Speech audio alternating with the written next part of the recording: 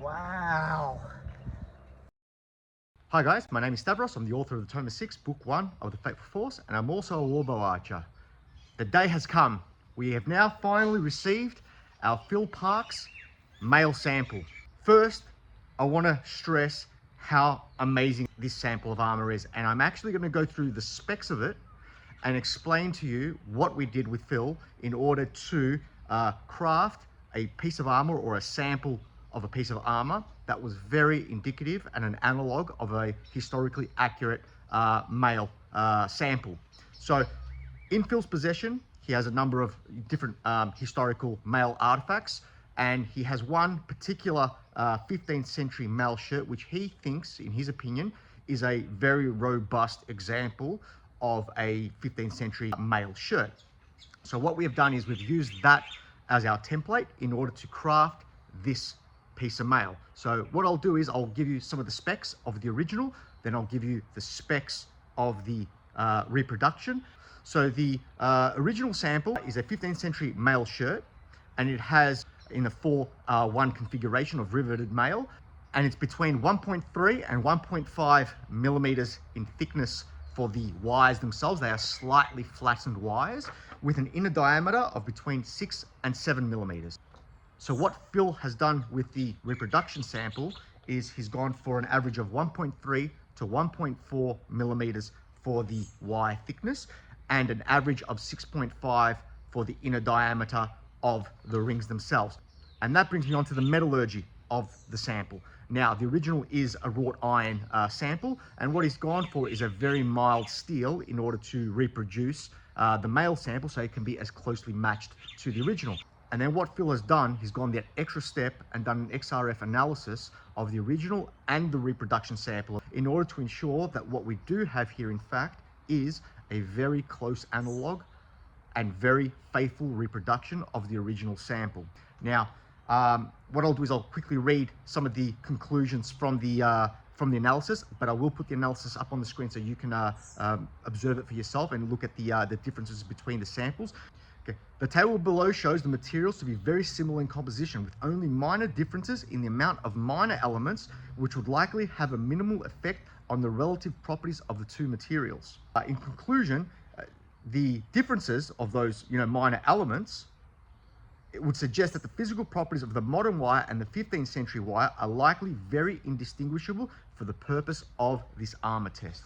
And that is very, very important. So we do have a very, very faithful reproduction here of a male sample of a high quality piece of mail, in contrast to our previous test where we used another male sample, which was a very light, a very, I will call it inferior quality male sample based on its dimensions. Now we saw in that test that even when we put this in front of a 30-layer linen sample, our Steel Mastery Gambeson sample, this piece of mail was penetrated to quite some depth with our 87 to 90 pound bow with a number of different arrows.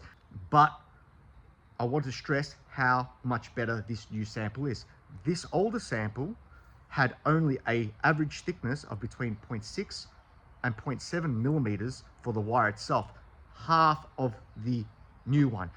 In our first test, what we did was we put the mail in front of a 30-layer sample of linen. Now, I don't know from any historical sources whether 30 layers of linen, being fronted by mail was historically accurate.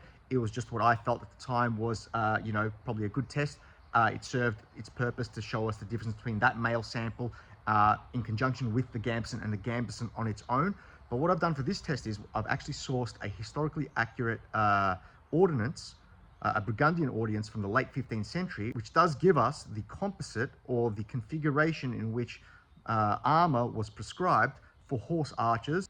And what that was a 10-layer jack on top of a mail shirt. Now, the one thing that I didn't know though was what would the foundational garment underneath the mail be? Because of course you're not going to be wearing mail flush to the skin. Now, what I've gone for today, I've gone with a 5-layer linen garment in order to simulate an arming doublet as the foundational garment that goes underneath the mail. Now, I do know that from some reenactors do claim that they're perfectly comfortable in putting mail on top of 1 or 2 layers of, you know, some textiles, usually cotton or linen. But I think that I've gone with 5 layers to err on the side of caution. I think that there's a difference between, obviously, you know, going for something that's comfortable, not too heavy, something that if it's warm, you don't want to, you know, overheat too much while reenacting, versus a soldier who has to quite literally rely on this armor to protect them in battle in a life and death situation. So it may be on the thicker side of a foundational garment of what would be worn in conjunction with a 10-layer jack, then mail, then, you know, that kind of army doublet underneath. However, that's what I've gone for. So I think it is an appropriately thick piece of, you know, fabric that will sit underneath the mail in order to conduct this test. And now what I'll do is I'll go through some of the arrows that we are going to be using in this test in order to see how effective this, you know, composition of armor would be in order to protect a, you know, a horse archer of the Burgundian army in the 15th century from arrow fire. So first, we have a number of war bodkins. Then we have some square section needle bodkins. We have a wrought iron thinner square section needle bodkin on a 3/8 inch shaft by Will Sherman. And then we have another square section needle here, but it's a more robust one, so much thicker on a 1/2 inch shaft. And you can see the difference in the thickness of the 2 different needle bodkins. So it's interesting to see, you know, how they perform versus each other. Obviously, the thicker one is heavier. And then we also have a Hector M2 Tudor bodkin, and we've got a number of these. I'll just show you this one here now. So that's what we're going to be doing today. What I'm going to do is, as well, is I'm going to start the test with my 87 to 90 pound bow. And the reason I want to start my test with my 87 to 90 pound bow is because it gives us that direct comparison with our previous test with the lighter piece of mail. Even though we were using a, you know, more linen in that test, it was 30 layers of linen versus this test being 15 layers of total linen. But I want to have that kind of comparison.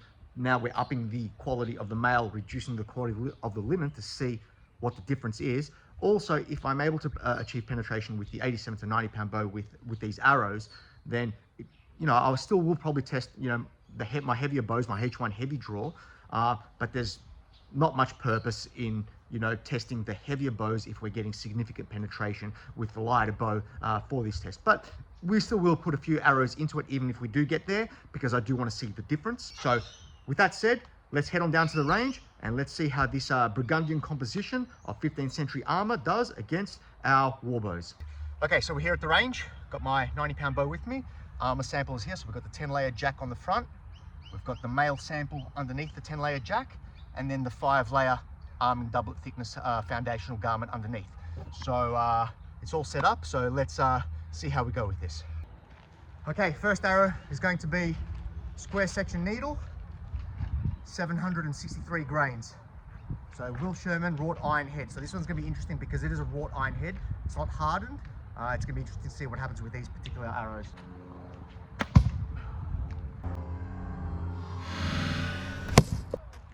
This one is similar weight, 796 grains. Straight in that one as well. I'm going to leave those arrows in. We're going to do some more needles actually. These needles here we're going to use now are a little bit oversized for this bow. A little bit heavy at 1,000, this one is 1,113 grains, and it's on a 1/2 inch shaft. So let's use this one and see how this one goes, because it being thicker, it has more material to push aside. That's gone in actually, that has gone in.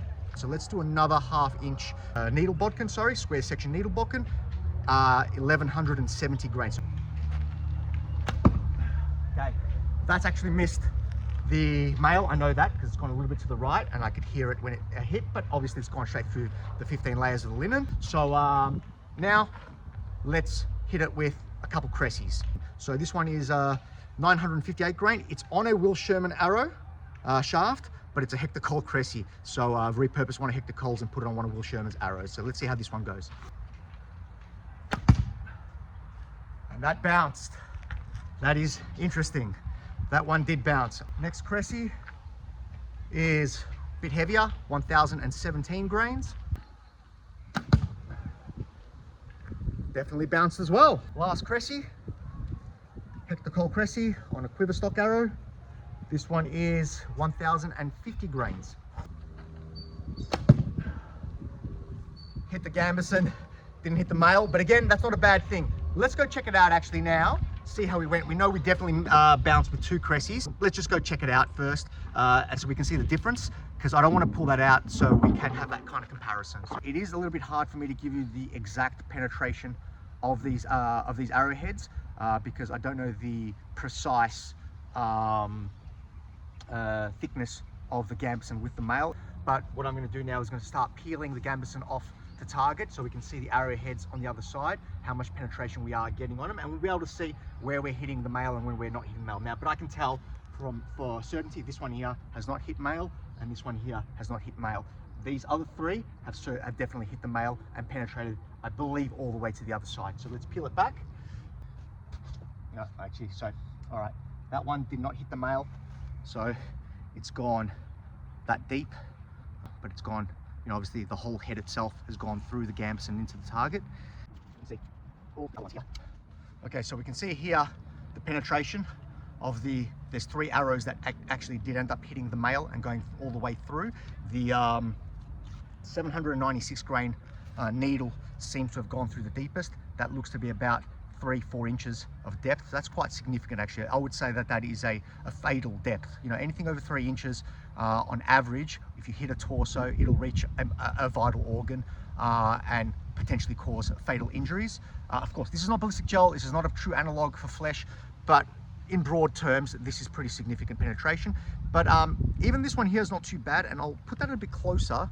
You can see on this one that the arrowhead or the arrow tip has rolled, and we know that that is a flaw of needle bodkins. They are optimized for male, but because they don't have a robust tip as say these, you know, war bodkins, these cresses, we can definitely see that that's one of the flaws in the design when we're trying to hit, you know, hard armors. And in this case, even male sometimes will cause that roll, and we saw that even in my first male test with the light male sample, was able to roll a couple of my needles. And these are wrought iron as well.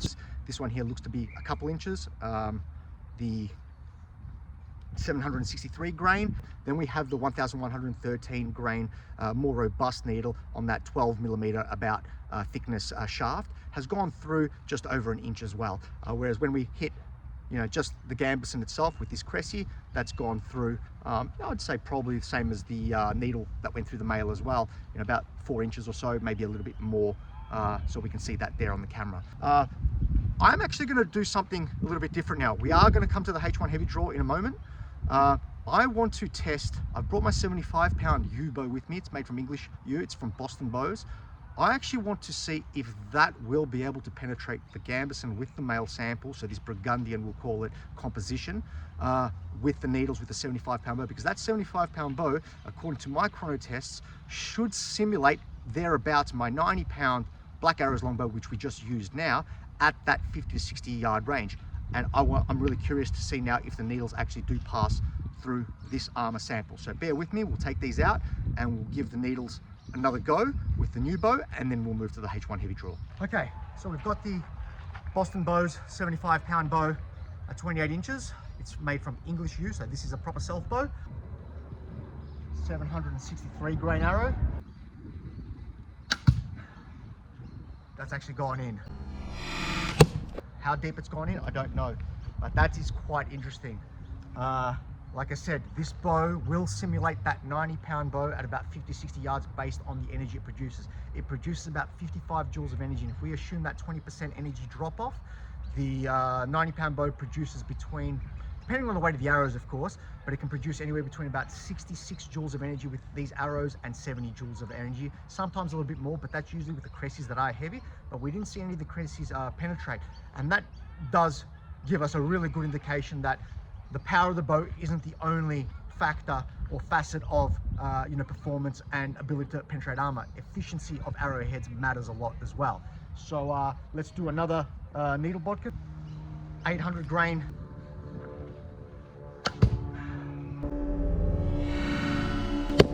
That's hit. I don't know if it's hit the male. I'm actually going to go down and check it out. Bear with me. That has hit the male actually, so that is definitely a penetration with this bow. 796 grains, but I think we're demonstrating that even a 75-pound bow with a needle bodkin is going to go through high quality male with this compositing Burgundian 15th century compositing armor.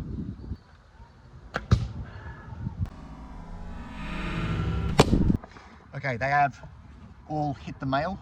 I'm going to peel them off again. It does look to be less. I'm going to peel it off and we'll see it. So, which is not a surprise. Obviously, the 90-pound bow is more powerful. But I will peel them back. Let's see how much they did penetrate on visual observation. And then we'll move to the H1 Heavydraw and maybe the Ottoman as well today as well. So let's peel this back. Okay.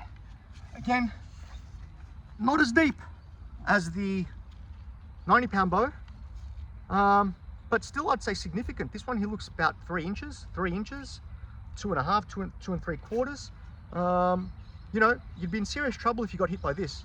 So this is actually a really good representation of the 90-pound bow. You know, we'll call it 65. With these weight arrows, I've got on the chrono, these do about 66, 68 joules of energy for this weight arrows, and we can see that on the chrono results. But at 50 to 60 yards, this is likely what that bow would do against this type of armor. So these are potentially fatal.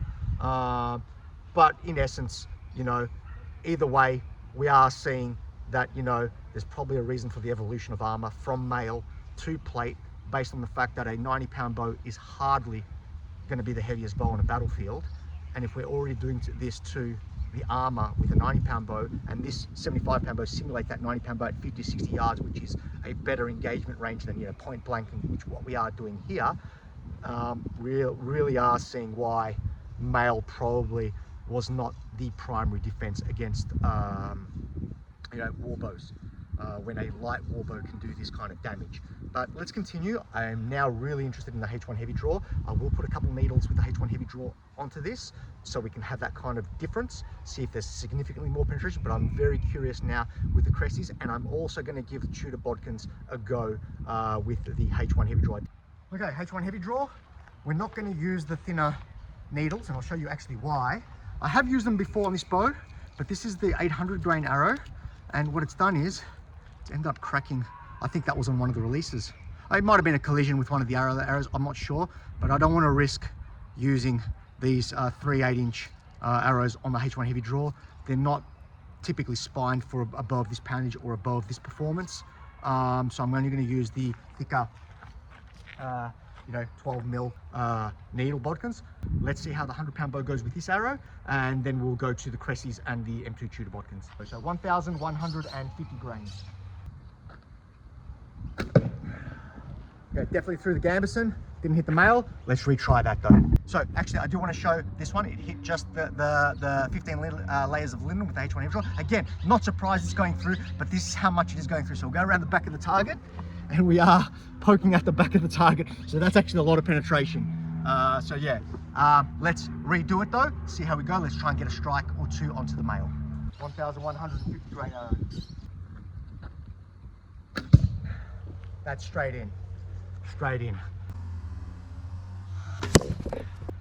Let's go see what it did, if there's a significant difference between this and the 90-pound bow.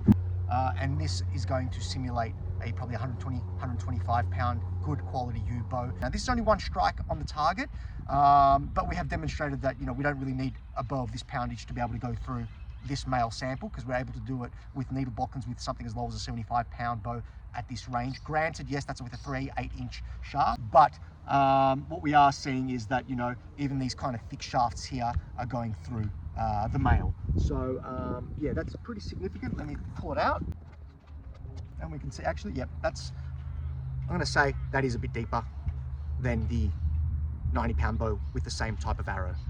So that's the difference. Let's hit it with some Cresties. Let's see how we go. I'm actually going to put this arrow back in because I don't want to take it out now. Let's hit it with some Cresties, let's hit it with some M2s, and then we'll see how they go. Let's go with the 958 grain Cresty on the Will Sherman shaft. That's actually bounced. That has actually bounced. I'm actually surprised by that, to be honest. But it goes to show the efficiency of the arrow matters. Way more poundage, way more energy than the 75-pound bow. When you change the arrowheads, we have these kind of results. Let me hit it a few more times though. Let's get some more consistent results, because we have seen bounces in previous tests, and then we've seen penetrations from the same arrows. So let's continue.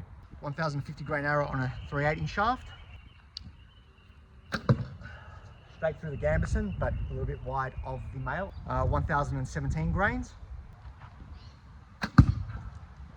That's actually gone in. I don't know how far it's penetrated, but it's definitely stuck in. You know what? I don't want to disturb it with hitting it with another arrow, but that one's definitely gone in. I just want to see if it's penetrated all the way to the back, or if it's bounced out, or you know what's actually happened. So let's bring the camera down and let's see what we did. Oh, you know what? It has. No, actually, yes, it has. Yep, it's gone through, but bounced out of the target. Oh no, that's incredible. It's defeated the 10 layers, it's defeated the male, and then, unbelievable, the arming doublet, 5 layers of linen, has stopped it. So that's actually pretty cool, because when we made this armor, we said, let's put a 5-layer, you know, thickness foundational garments, because we want to err on the side of caution. We don't want to put 1 or 2 layers on. And that's actually quite fascinating. The 5 layers of linen have defeated that. So the foundational garments. So, you know, arming doublets are armor. So this is a really cool example of that. Let's hit it again. Okay, so let's go with the 958 grain Cressy on the H1 Heavydraw again. Wow.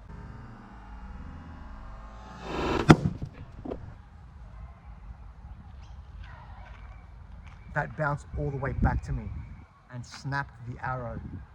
Lucky I'm wearing Gambeson. Let's try the 1017 grain arrow again. That's gone in. That's gone in. That has definitely gone in.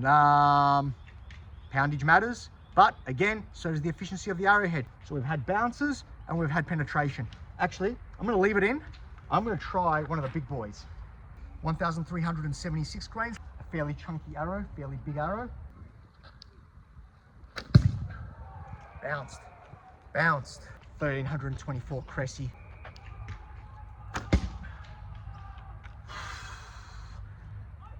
That's just below the other one. It's gone through. Has it hit male though? I don't know. It looks like it hit the male. It looks like it. So 1,410 grain, my heaviest arrow for the day on this bow. Wow. Completely shattered it off the bow. First and foremost, I'm uninjured. That's the important thing. And we saw that was not technically a dry fire because it threw the arrow. And actually, I've got some splinters here. Again, thank God for the Gambeson. Thank God for the Gambeson. I knew there was a reason why I wear a Gambeson when I do with these tests sometimes. But again, I said, I'm uninjured, completely fine. Sometimes it happens. These are powerful bows. I'm actually kind of surprised that that did shatter a 12.5mm thick arrow, but it's probably taken a bit of a beating. That many times I've used the arrows, and they are wood, they will degrade, and that's part of the process of using these bows. So it is what it is. Let's put some M2s on it now, and then we'll go inspect what we've actually done to the target after we put the M2s on it. So, okay, we've got this 880 grain M2, and that's actually gone in. I'm a little bit surprised by that actually. M2 Tudor bodkin, it's stuck in. Do we have a repeat though of what we had with the Cressy, where it's gone in, may have defeated the male, and then been defeated by the linen foundational garment underneath? I don't know. Let me put one more on. All right, 1,107 grain M2. That's gone in. Let's go down and see which ones penetrated and which ones didn't penetrate. That has gone through. That has gone through. Okay, so I'm really disappointed here. I lost the footage of showing the other side of the Gambeson and male sample. We could clearly see from, you know, the front angle that penetration was achieved with some of those Cressys, as well as the needle. And actually, one of the M2s did penetrate. One of them actually didn't penetrate, and I can't show you that on the camera. But what I'm showing you here now is the damage, these damaged links from the male itself, and you know, what we were able to do to this male with the various bows that we did use. Now, it's no surprise, of course, I am disappointed I don't have the footage for the 103-pound bow to show you the specific penetration of those arrows, but we did achieve penetration with the 90-pound bow, as well as the 75-pound bow with the needle bodkins, and we did have like a almost 50-50 ratio with the Cressys and the M2 Tudor bodkins against the armor sample with the 103-pound bow, but with the M2 Tudor bodkins, the penetration was very, very, very minimal from what I remember. It was only millimeters, whereas the Cressy, one of the Cressys actually did go through quite significantly, and we obviously saw a few of them bounce off. So I thought that was very, very interesting, the results, and it did go to what I was saying earlier about the efficiency of the arrowheads and how much they matter as well to penetrating armor, not just the poundage of the bow. So this is the last Ottoman arrow that I do have from Hood Archery Shop. I love these arrows actually, but unfortunately we blew a lot of them up doing the chrono test because I was too close to the target. So this one is 504 grains. So we're looking at just under close to 6 GPP for this. It is a quite light arrow, but we know that this bow can handle light arrows. So again, I'm going to be using 3-finger Mediterranean, so please forgive me for doing that. I can draw Slavic, but I'm not accurate with Slavic. And I know that there's going to be a lot of arrow pinch on this bow. So I might not be doing the bow 100% justice, but what we do is have the chrono data for this bow with a 3-finger Mediterranean draw, and that's the draw I'll be using because we'll be able to attribute that level of performance to this specific test. So again, please forgive me. I know that these bows are not intended for a 3-finger Mediterranean draw. Didn't break the arrow and bounced off, but that is fast, but it didn't actually penetrate. All right, so I did miss the target, but I actually want to show you this. Actually, this is interesting. It's gone straight through the foam target, which is not surprising. We've seen that with the other arrows as well.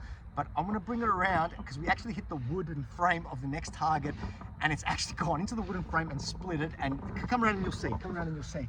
So we're here, and that is really crazy. It's actually burst the wood here and yeah, damaged it. So let's try that again. Oof. Don't know if that's hit the male. Definitely gone in. Oof. That's hard to tell if it's a male. So no,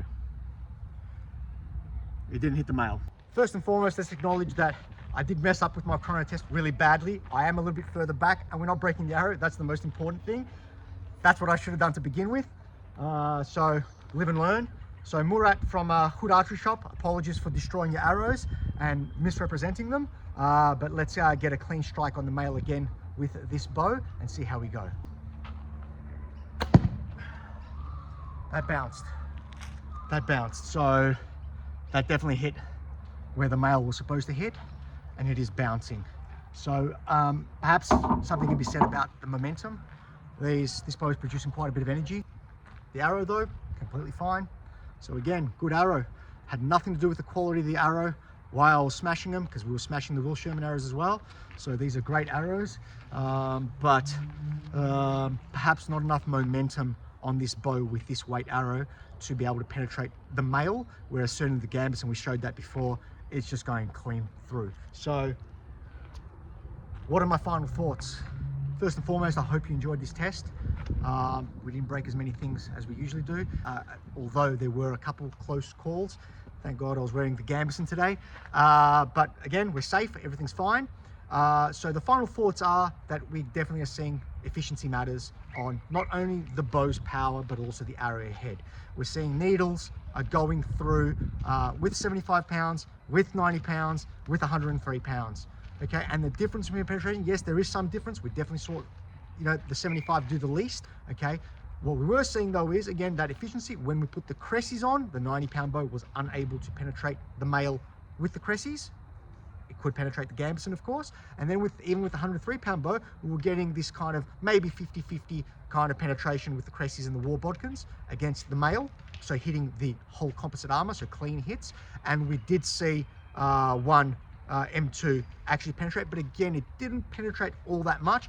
But what it does show is that the armor versus specifically my H1 Heavydraw, something that is generating between, we'll say, 85 and 93 joules of energy, according to my chrono test with arrows between that 900 grain and 1,300 grain, because that's what we did chrono on our first chrono.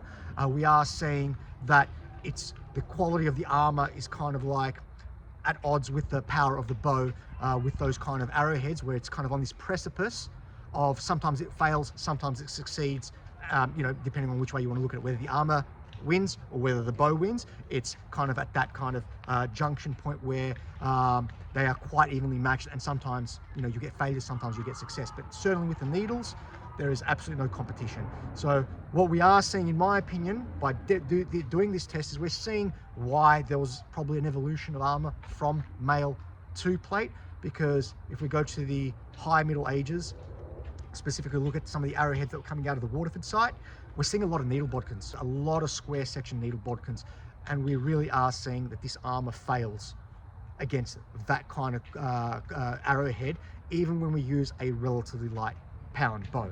And again, I want to stress the context of this test. Let's make no mistakes here. Everything that we saw in this test, the background is that this is very high quality mail. Now, I'm sure there may have been better, but this is on the high end of what you're going to expect in protective value for mail that is suited for the body. So that's the context. So I really hope you enjoyed this video. I enjoyed shooting this one. This has been one of the funnest ones I've done. The results were quite fascinating. Please give me your thoughts and comments in the comment section, please. Did I get anything wrong? What could I do better? I want to improve. I want to give you guys the best quality content I can provide in these kind of experimental archaeological type of settings and videos. Because that's what I do like to specialize in. I do love the archery as well. I do love the Warbow archery. So these are always super, super fun for me. Big thank you to my brother who was my cameraman today. So thank you again. Please like, subscribe, and comment as well if you enjoyed this video. And once again, stay tuned for our next video.